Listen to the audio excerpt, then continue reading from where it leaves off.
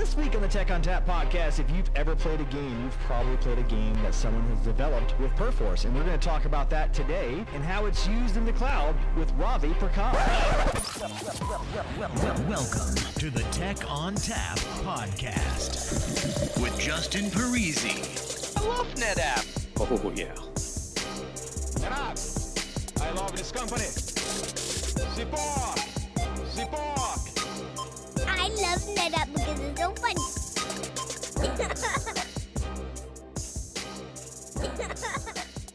Hello and welcome to the Tech on Tap podcast. My name is Justin Parisi. I'm here in the basement of my house, and with me today I have a special guest to talk to us all about some things that we're doing in the cloud with Perforce. So with us today we have Ravi Prakash. So Ravi, what do you do here at NetApp, and how do I reach you? Sure.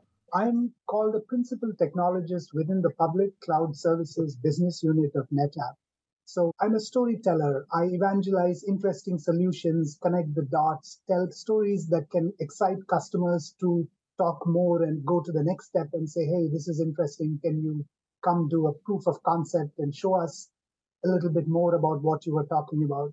So that is what I do. I do sales enablement as well as craft technology solutions around ISV partners. Perforce is one example. You can email me if you wish. My email is rcp as in Robert, Charlie, Peter @netapp.com.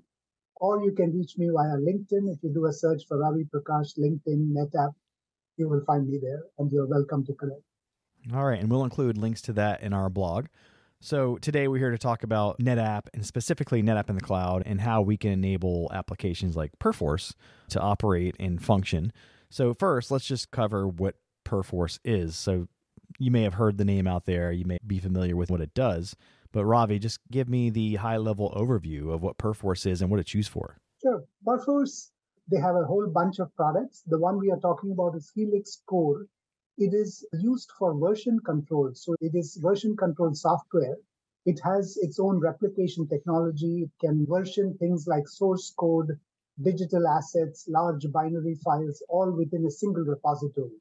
So in the world of version control, there are different options. There is, for example, AWS Code Commit, which is a managed service, whereas Helix Core is a very popular version control software used by gaming companies.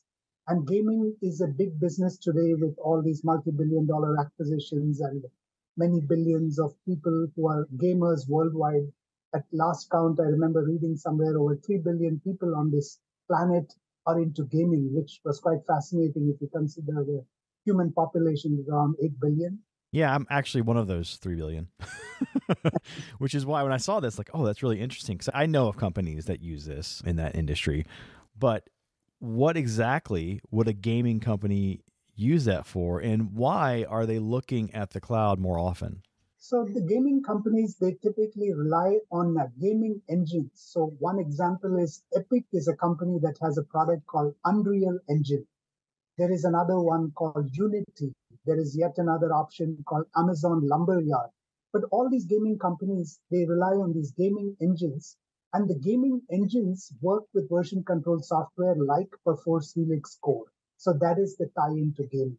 And these products, they're more and more becoming online interactive games. Like, you're not always just offline completing quests. Now you're interacting with people all over the world, whether it's playing a first-person shooter or an MMO. So the gaming companies are recognizing that, and they're having to get their development more agile, and they have to work faster. So I'm guessing that's why the cloud is becoming more attractive for them. Is that accurate? Yes, it is. Like all companies, they are moving workloads to the cloud, not moving everything, but they are gradually tipping their toes in the cloud and realizing that there are a lot of benefits to being able to scale up and down, avoid having expensive data center, floor tile, cooling costs on premises. So as they move things to the cloud, a number of these gaming companies, many of whom are born in the cloud, for them, it's an easy adoption. They say to themselves, we are already using AWS for a bunch of things or Azure for a bunch of services for our gaming. So why not use version control also on those clouds? And Perforce is an example of a version control software that is self-hosted. So you have a couple of choices. You can go to Amazon and say, do you have something that is a fully managed source control service for me? And Amazon will tell you, yes, indeed, we do. It's called AWS Code Commit. But if you are a customer who likes using self-hosted version control software and you are already using Perforce on premises, then you may say, I like the same look and feel, the same expertise that I have developed on premise. I'd like to use that in the cloud, in which case you could easily run self-hosted Perforce on AWS. So the Helix Core product, for example, they refer to it as P4D. It is available on AWS Marketplace. So you can buy it from Marketplace, do a self-hosted version of it on AWS. This is what one of our key gaming customers have done. So that is what got us interested as to why they were using it. Why didn't they use AWS's own version control software? Why didn't they use AWS's own previously available NFS file systems? Why did they choose NetApp's Amazon FSx for NetApp ONTAP? So those are all the things that came to mind. So those are the things we can share with you today. And I understand that NetApp also either still uses or has used Perforce in the past. So it's not necessarily just a gaming thing, right? It's a software development thing. And a lot of it has to do with being able to have multiple versions of code in case something goes wrong, you can revert back to a previous version. That's right. You want to do version control, you want to have contributors syncing their data from their existing tools. So your developers could say, I'm comfortable using Photoshop or Visual Studio or some other IDE, and I want to sync my code directly into Perforce Helix Core, which is possible. And since Helix Core supports all these things like open source Git, Git, as you know, is open source DevOps tool for source code management. So developers can use their preferred Git tools without scale and performance issues when they use Perforce in the cloud. So that is one of the reasons customers would. And Perforce as a company says, if you are a large customer of Perforce and you want to deploy Perforce commit servers at a central location, we also have an architecture where you have edge servers in remote locations, edge Perforce servers, and you could have a commit server in a central location. So they have this architecture that can scale to enterprises that have geo-distributed locations worldwide. And then they have their own database, which they refer to as db.have. It tracks all the files within a certain workspace. It shares when the database tables are shared out, partitioned. The commit server doesn't have to worry about a huge list, but it can have lists that are specific to a geolocation. You may ask, what does all this have to do with NetApp and storage in the cloud? When Perforce says to customers, you can use block storage or enterprise-grade SAN attack storage for the database, but for your file repository, you can use NAS shares. So typically, we have customers who are deploying this on-premise. An example of a customer you will see on the net from many years ago is NVIDIA. They were once the GPU leaders. Today, they are into way more than GPUs, AI, ML. So this is an example of a customer who Perforce Helix Core on premises with NetApp fast storage on premise. So the idea of using Perforce with ONTAP based NetApp storage is not a new idea. People have seen the value many years ago, way before cloud came into the picture. And now that we have the same ONTAP in AWS, sold and supported by Amazon and called Amazon FSx for NetApp ONTAP, the customers are happy to see the same technology they were using on premise also available in the cloud. And this gaming company that I was talking about, they are one such example. For confidential reasons, we can't name them, but suffice it to say they are a company with over $1 billion in revenue. They moved their build farm to AWS and they use Perforce Helix Core. So the way they do this is they run the Helix Core software on EC2 virtual machines and they access volumes on NetApp storage OEM'd by Amazon, sold and supported by Amazon, which is called Amazon FSx for NetApp ONTAP. So they use the NFS protocol about 90% of the time, and for 10% of the use cases, they use the SMB protocol.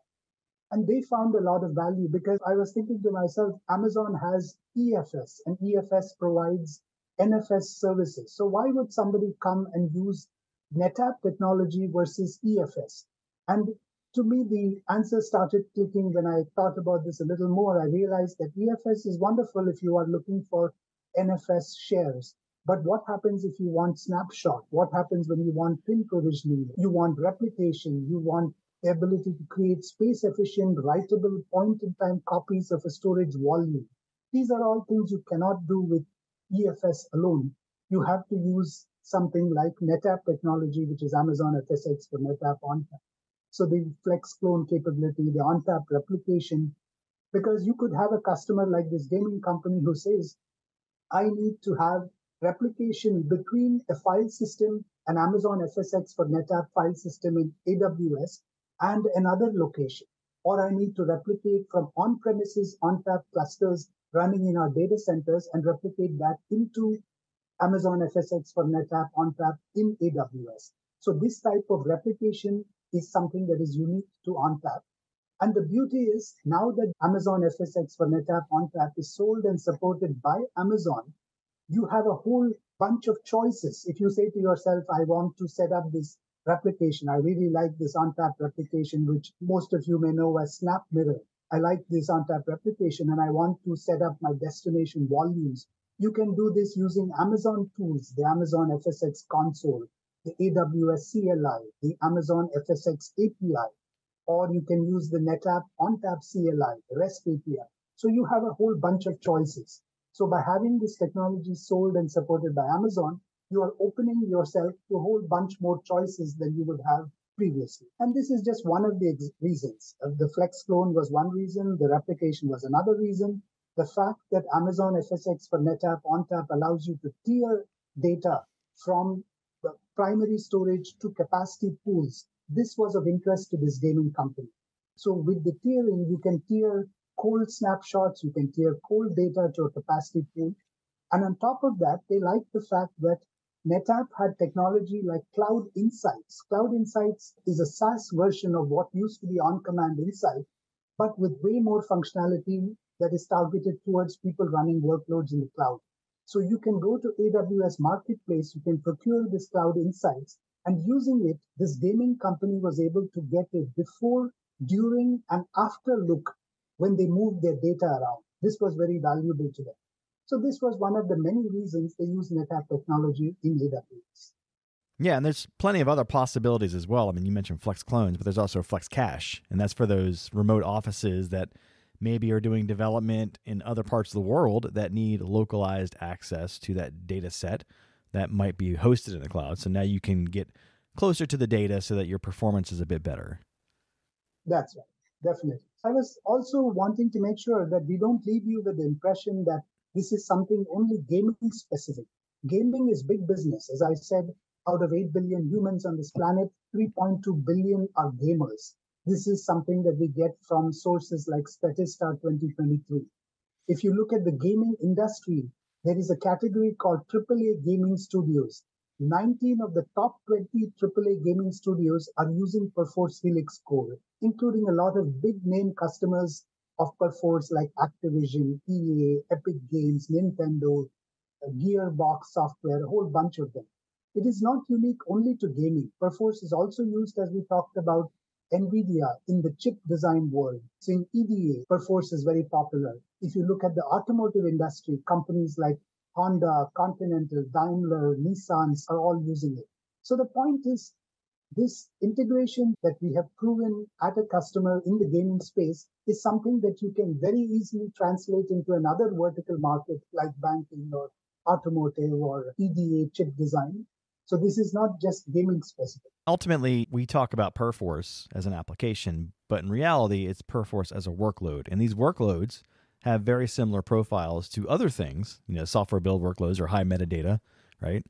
So we handle a lot of other high metadata workloads like EDA, financial processing, healthcare. So this is not unique to Perforce. Perforce is just one of the applications that does a workload, and then that workload is handled by NetApp ONTAP, and that's really as simple as that. Very true, very true. In fact, we must ensure that when we talk about DevOps, people who are running cloud-native applications in AWS, our integration with ISVs like Perforce is not limited to just Perforce. Integrate with just about every major ISV that you see in the DevOps world. If you look at Atlassian, Bitbucket Data Center, we work with that. If you look at AWS Cloud Development Kit or CDK, if you look at their AWS Cloud Formation, we work with it.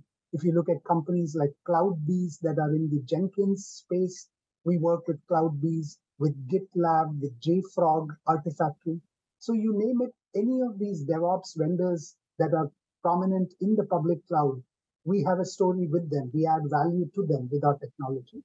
And you mentioned FSX as one of the options here. We also have things like Cloud Volume Services and Azure NetApp Files. Are you seeing companies going more towards these as a service models, or are they sticking with that ability to manage the storage themselves? It seems to be based on what people are comfortable with. I have seen some very large financial services companies that are running Cloud Volumes ONTAP on Azure. And like a lot of people, I ask myself, why are they using Cloud Volumes ONTAP when there is Azure NetApp Files, which is a first-party service sold and supported by Azure? But there are many reasons people like this self-managed model where they have expertise on premises developed over 20 years of using ONTAP on premises. As you know, ONTAP is used by something like 35,000 enterprise customers worldwide. So if you're one of those 35,000 customers with people who are on-premise experts gained over 20 years, those people are very comfortable running Cloud Volumes ONTAP in the public cloud on AWS or Azure. But there are some who say, I like the managed offering. I'd like one purchase point. I'd like to just go to Amazon and buy everything from Amazon. To those customers, we have Amazon FSX for NetApp ONTAP. If you are an Azure customer and you are happy buying everything from Microsoft, we also have Azure NetApp Files that you can use within the cloud. I would say that today I have not yet seen Azure NetApp Files used with Perforce on Azure, but technically I don't see any reason why it shouldn't, because if they can use FSXN or Amazon FSX for NetApp ONTAP on AWS, then by the same token, Azure NetApp Files would offer many of the same capabilities. As I mentioned, it's an application, but really what it comes down to is it's a workload. And there are plenty of other workloads running in Azure NetApp Files that fit a similar profile to a software build workload, right? So ultimately, it comes down to what can the backend storage do and how can it handle these certain workloads? And as far as Perforce goes, I mean, we're doing things with EDA and Azure NetApp Files that Perforce would fit right into. So I don't see why there would be any sort of issues going from an Amazon to an Azure NetApp Files outside of your preference. So that said, we do have a multi-cloud story. So what are you seeing in terms of people wanting to go from one cloud to the other? Are they managing that process? In terms of clouds, we are seeing a lot of adoption on AWS, obviously, because they are pretty much the giant in the space. And also a lot going on in Azure. I'm seeing a lot of gaming customers who are moving to Azure. And you may ask yourself, why would they do this when they get things like Perforce and AWS Code Commit on AWS? The reason is Microsoft has come up with something called the Azure Game Development Virtual Machine. It is aimed at developers who say, I want to test and build my games. So I want a VM that comes preloaded with tools like Perforce, Incredible, the Visual Studio, all these different things. I want the VM already preloaded. And that is possible with Azure Game Development. Okay, so basically Azure has a gaming desktop as a service, essentially. Almost, yes. They have virtual machines that come preloaded, aimed at developers who don't want the headache of sourcing Unreal Engine and Perforce and Incredible and Visual Studio and then combining it themselves. They want everything packaged and ready to go. So it's almost like a home theater in a box model. So Azure is making a big play in the gaming space with this new type of virtual machine. And it makes sense. I mean, you have Xbox, right? I'm sure Xbox leverages this sort of thing as well. And Microsoft has its own gaming history, so it does come into play in these situations. That's right. And on Azure, they also offer something for game creators, which is called a free Enhanced Studio pack on Azure. So what they do is they include Perforce Helix Core, the Helix Swarm product, which is used for code review, the Perforce Handsoft project management tool. So they include a whole bunch of Perforce tools into this Enhanced Studio pack on Azure, and they make it available to gamers, people who are writing games on Azure. So this is one way that Microsoft is trying to become way more relevant in the gaming space and attract many of these gamers to Azure. So do they also have solutions that incorporate more like DevOps functionality, such as containerization or Kubernetes deployments with pods? Are they trying to merge those two worlds in with this? Like, for example, having a Perforce pod? Or is that something that's not quite on the horizon yet? I haven't seen that yet, but that doesn't mean anything. It could be just that it's there and I wasn't aware of it, but I have not seen it yet. Okay. Now, as far as NetApp is concerned and ONTAP, you mentioned several of the features like snapshots and SnapMirror and FlexClone and FlexCache. You also mentioned Cloud Insights as being a bonus for these customers that are going into the cloud.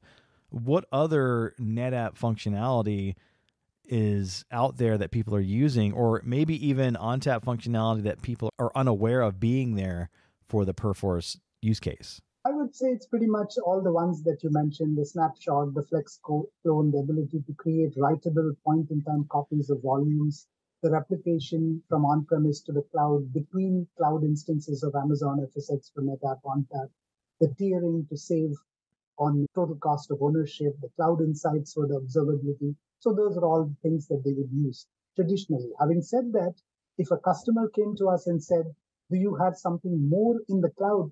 We would definitely point them to some of the cool things we are doing with Spot Ocean CD, with Spot Security, all these different tools like Spot Eco and Ocean and things that are relevant to Kubernetes deployments in the public cloud.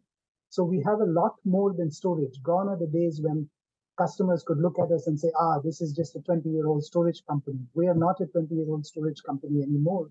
Most of our new revenue is coming from DevOps. It is coming from cloud optimization. It is coming from companies that we traditionally did not sell to, customers that are now completely cloud native, that don't even stomach the idea of having an on-premise data center. They come to us today. Many of these new Spot technologies are where we hit a bullseye with these customers. All right, Ravi, sounds like we got a lot to think about with gaming companies and Perforce and ONTAP and the cloud. If I wanted to find more information about all this, where would I go? Sure. If you do a Google search on things like best practices for deploying Helix code on AWS, you will come across a technical guide from AWS that talks about how you would use AWS storage with Perforce Helix core. There is another interesting guide from AWS called How to Leverage AWS Version Control. And there is a third document you could look at called Building Perforce Helix Code on AWS. There is a part 1 of this document. So these are sources of information on where you can learn about Perforce Helix Core and how it will perform on AWS. If you are looking for information on Amazon FSx for NetApp ONTAP, that too is available from Amazon. If you don't find what you need, give us a shout. We'll be happy to point you to the relevant pieces of information. And if you are looking for something on Azure, we can definitely point you to some content that is relevant to Azure too. All right, excellent. We'll include all those links in our blog. Again, Ravi, if we wanted to reach you, how do we do that? Sure. Like I said, you can email me, rcp@netapp.com. You can reach out on LinkedIn. So any of these methods work. I'm happy to chat and share new insights on what we are seeing with customers, as you call. Awesome. Well, I appreciate it, Ravi. Thanks again. And anytime you want to talk about any of your other solutions out there, feel free to let me know. All right, that music tells me it's time to go. If you'd like to get in touch with us, send us an email to podcast@netapp.com or send us a tweet @netapp. As always, if you'd like to subscribe, find us on iTunes, Spotify, Google Play, iHeartRadio, SoundCloud, Stitcher, or via TechOnTapPodcast.com. If you like the show today, leave us a review. On behalf of the entire Tech on Tap podcast team, I'd like to thank Ravi Prakash for joining us today. As always, thanks for listening. Oh, yeah.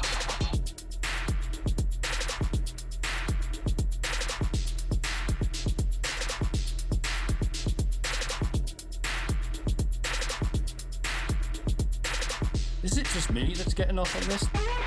Oh, yeah.